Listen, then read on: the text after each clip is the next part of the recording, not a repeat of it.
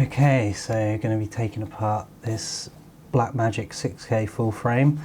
It's a lot like the Pocket 4K and the Pocket 6K in the way that it's put together and the way you take it apart, more importantly.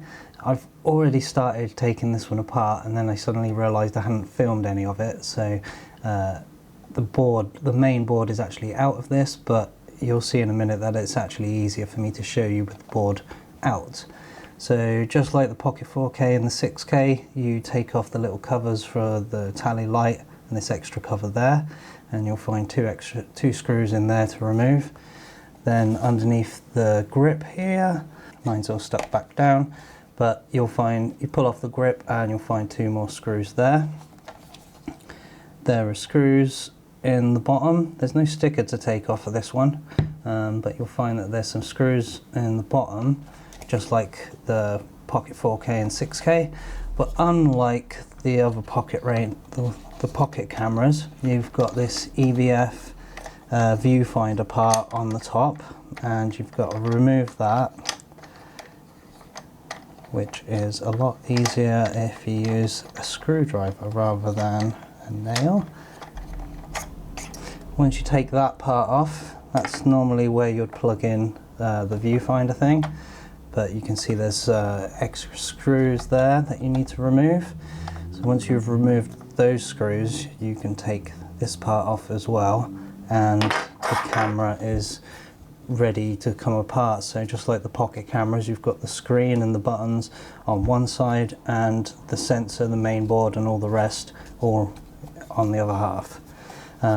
Normally with a Pocket 4K or 6K, you'd pry the top off like this, and you'd be looking for the screen connection here to pop off before releasing all this. This is where it differs from the Pocket range. So when you pry the case apart like that, you're going to want to hinge it on the bottom like so, because if I just take this screen off here, you can see that the connector for the screen is in the middle, and if I bring this PCB back in and just place it roughly where it goes, the screen connector is double backed. It doubles back on itself and plugs in like so. So when you take the screen off, it's connected like that. So you're going to have to hold it hinged and pop the screen connector off, and then you'll be able to release the screen from the rest of the camera. Then removing the main board is just like the other, like the Pocket range. You just undo all the ribbon cables, unplug all the other ribbon cables. The thing that differs is that you'll have this little EVF part that goes up into here.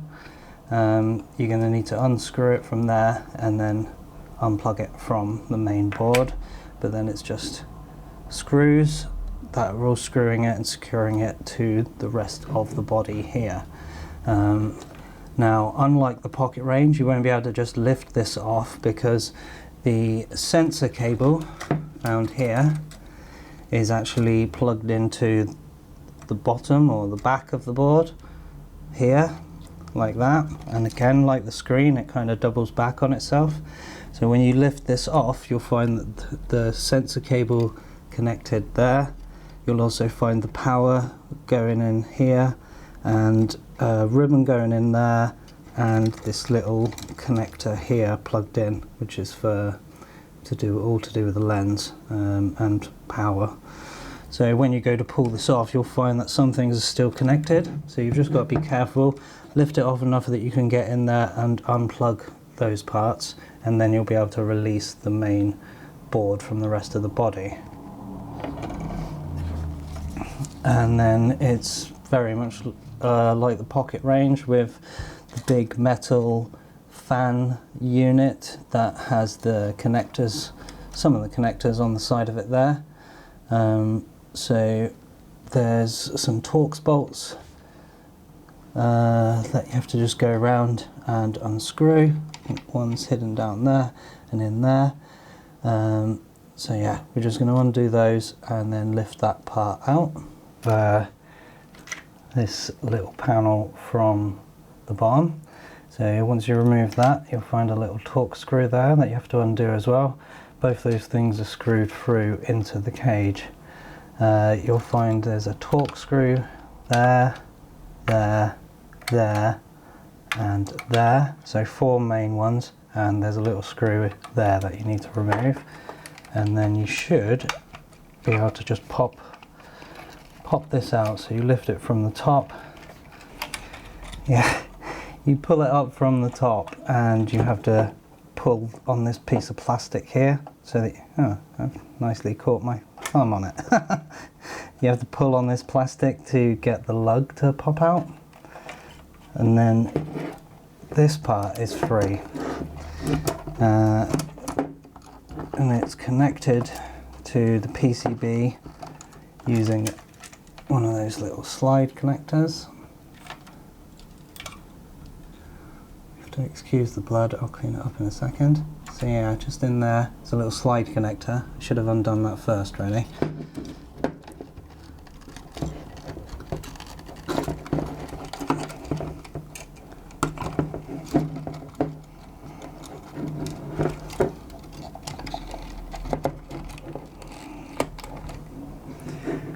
You just pull it and it pops off,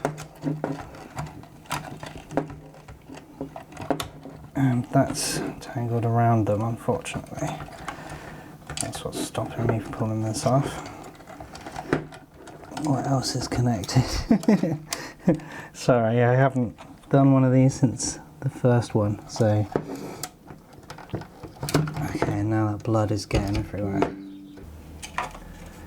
So probably going to be quite hard for me to show you, but the power that comes in from the 12-volt connector runs down and goes into this PCB. So it has a little slide connector in there. So just need to pop that off as well, like so.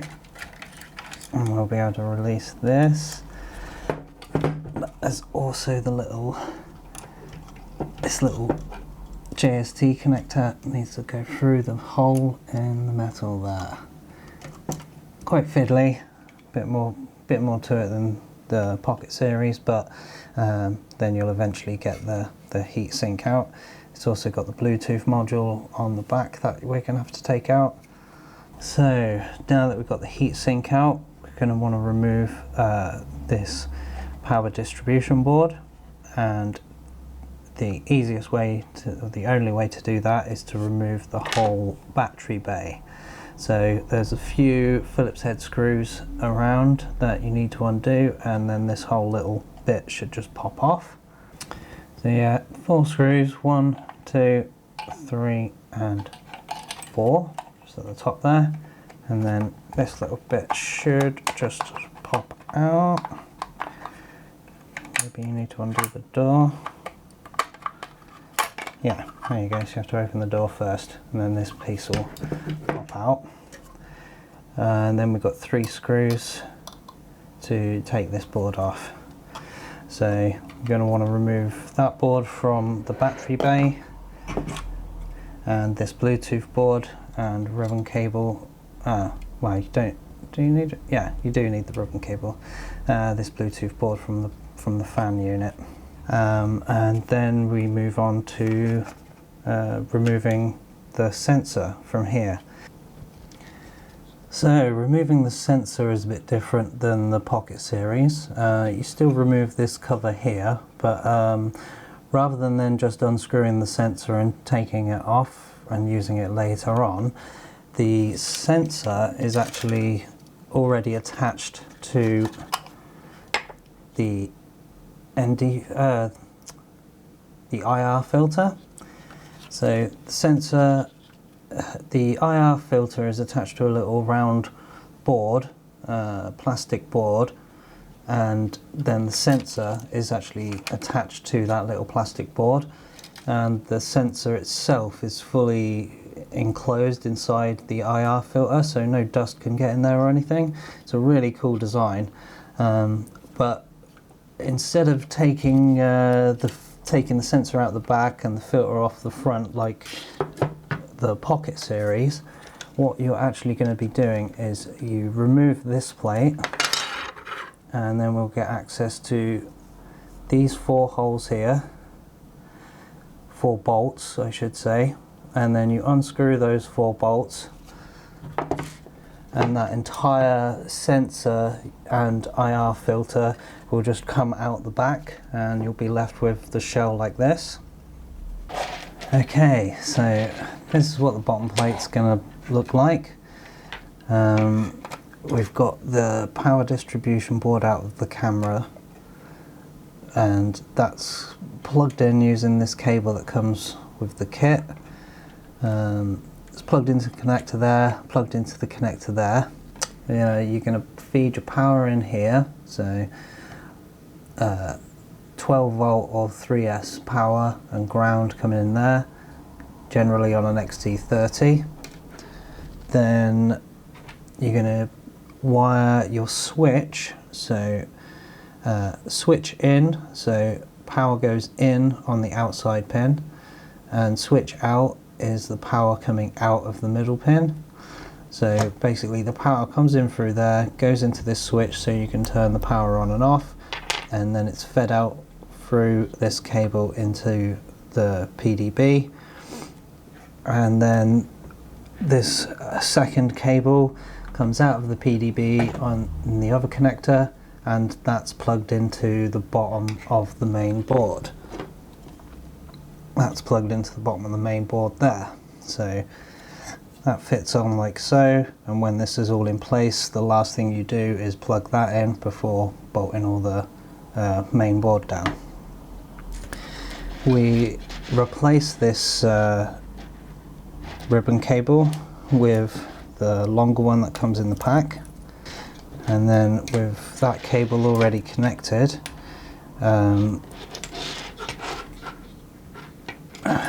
just think for a second. I'm going to do this like so, and that one's going to run across there because the power connector is around this area. So to secure that in place, we're going to use these 3 little TPU standoffs, and these 3 bolts and nuts. So I'm just going to fit that in place now. Okay, so now we've got that power distribution board in place.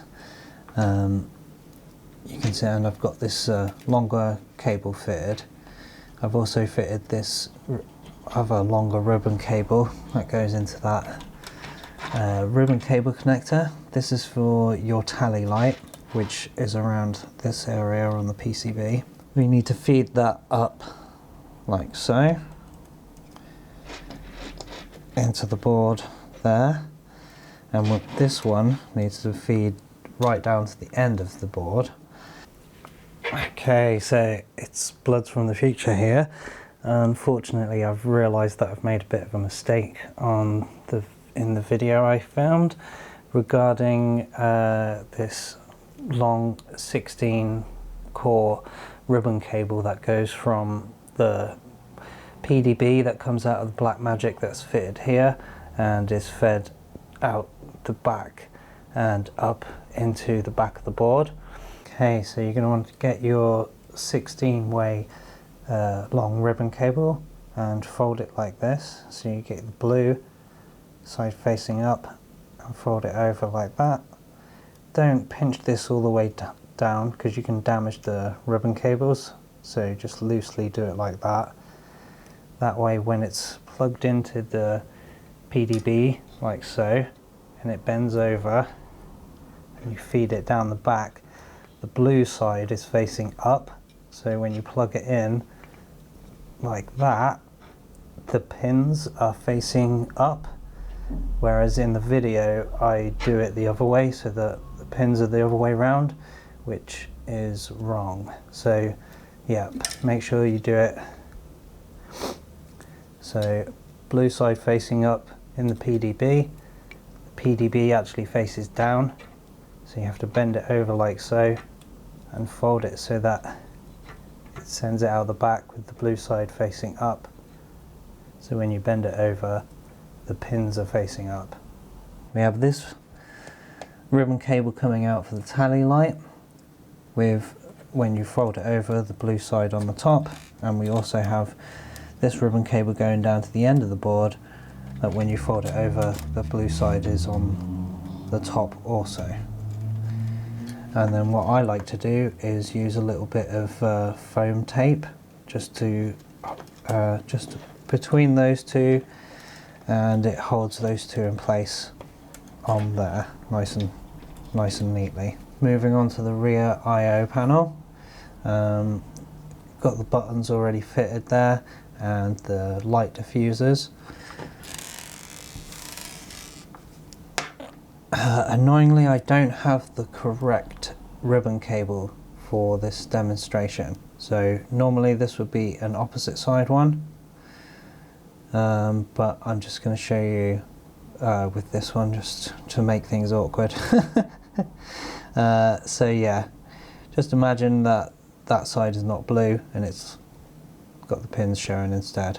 So you're going to plug that with blue side facing up into there, but I'm going to do it wrong. So just imagine that that's blue, because then this is correct. And you're just going to secure that in place with these 3 screws. Now bringing the main board back in here, and with the button board fitted, test that the buttons are working, and when this goes over the rear standoffs, which, yeah, it's going to be an absolute pain in the arse. If I move that out of the way for now, you'll be able to see easier.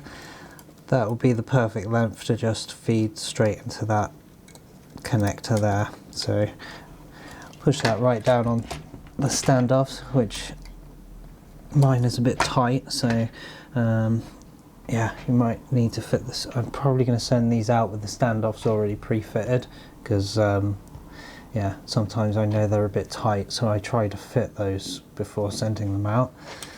So the rear buttons plug in there, and we've already got this already in place. That's going to feed through and up into the main board.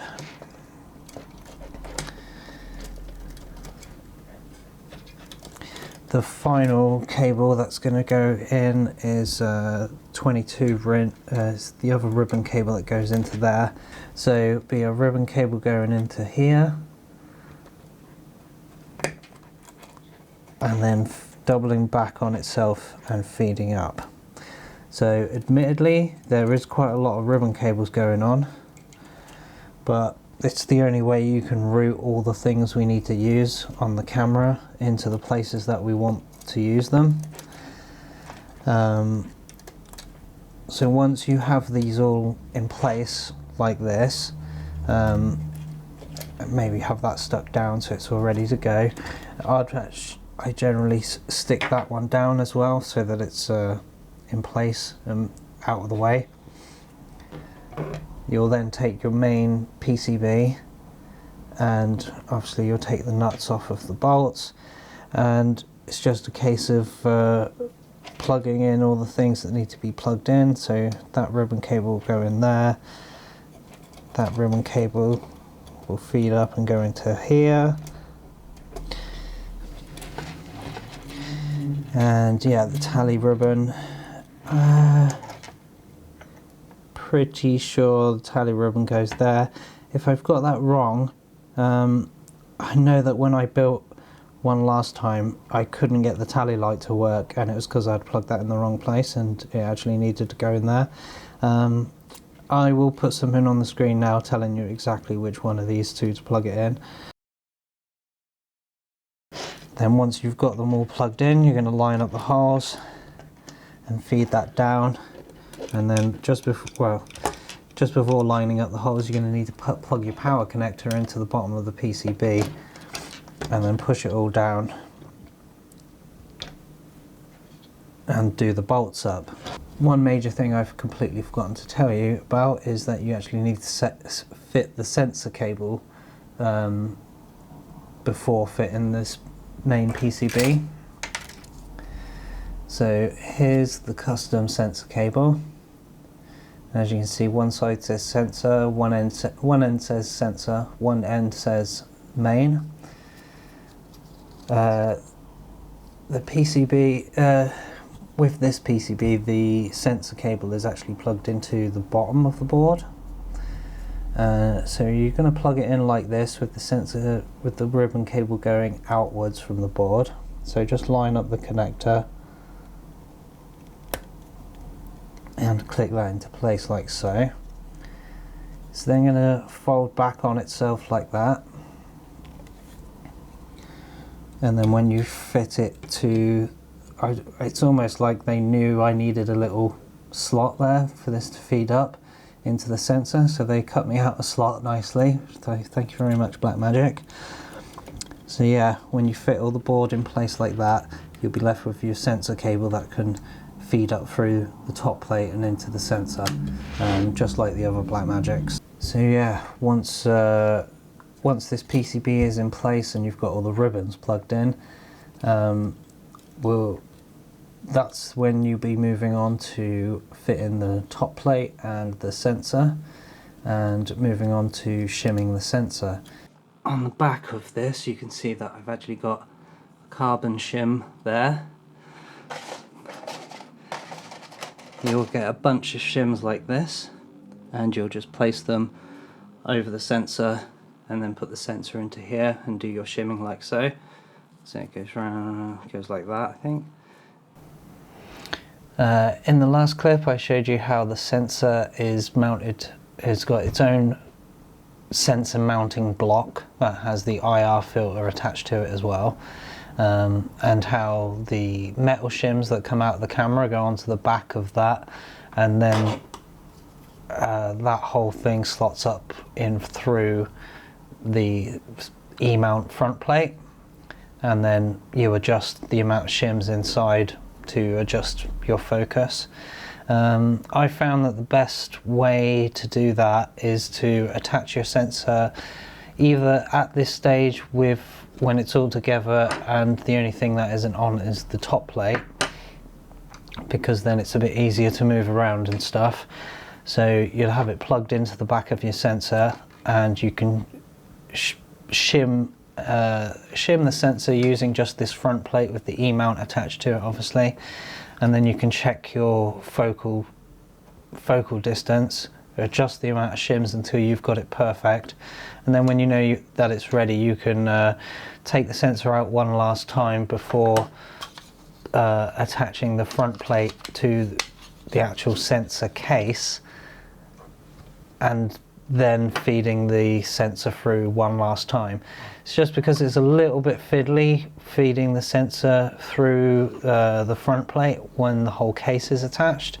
So I just find it a bit easier to do it when it's just that, and then when I know I've got the right amount of shims, I then do it with the case attached as well.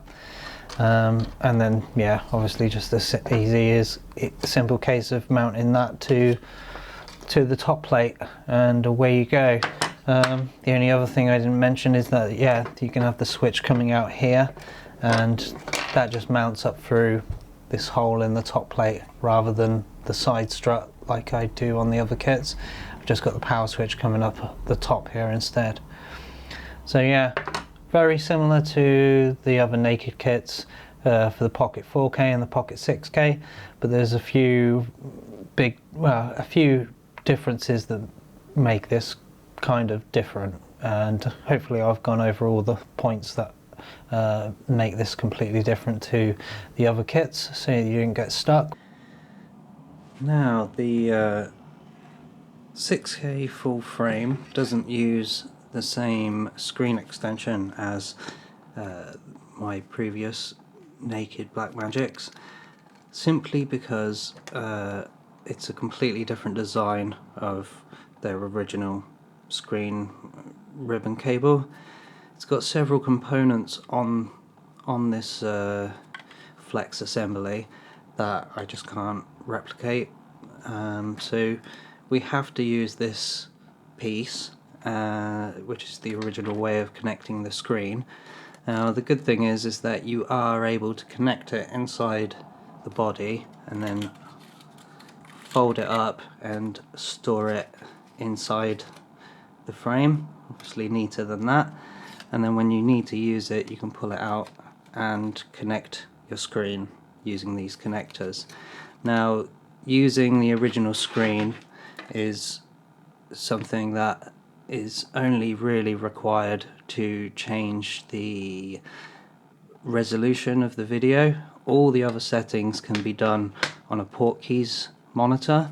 So for the full frame 6K, I'm only recommending to use a Portkeys monitor to change all the settings over Bluetooth, and only use the original screen when you absolutely have to. You can see here on this partly assembled one that this is the screen extension port. It's tucked in a little bit, so you may want to remove the top plate slightly just so you can get into it. That's if you haven't fitted that from the start. So when you need to use that for the first time, I would fit it then.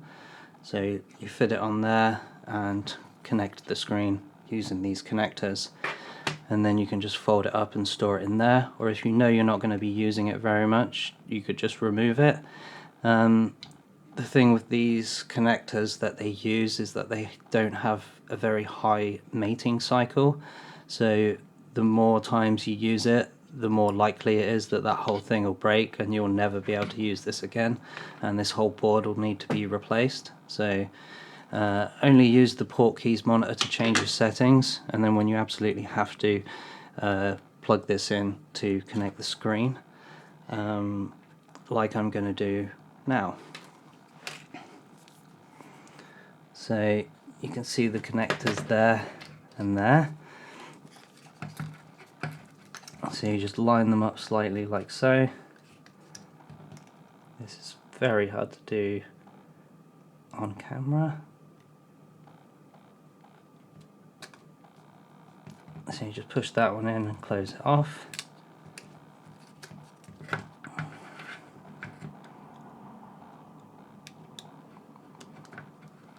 And then that one goes in there. So you can see it's actually pretty easy to connect the screen, and then you've got this screen here that you can use.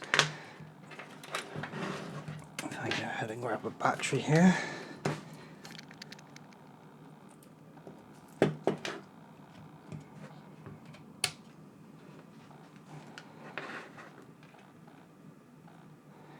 Now we have full access to all the settings, and we can set up Bluetooth, etc.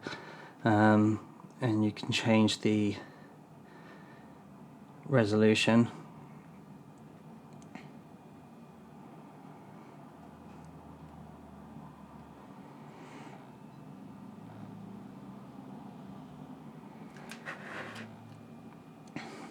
And of course the all-important setting of the Bluetooth is found here. Turn it on, connect your Portkeys monitor, and then you'll hardly ever need to use this screen again.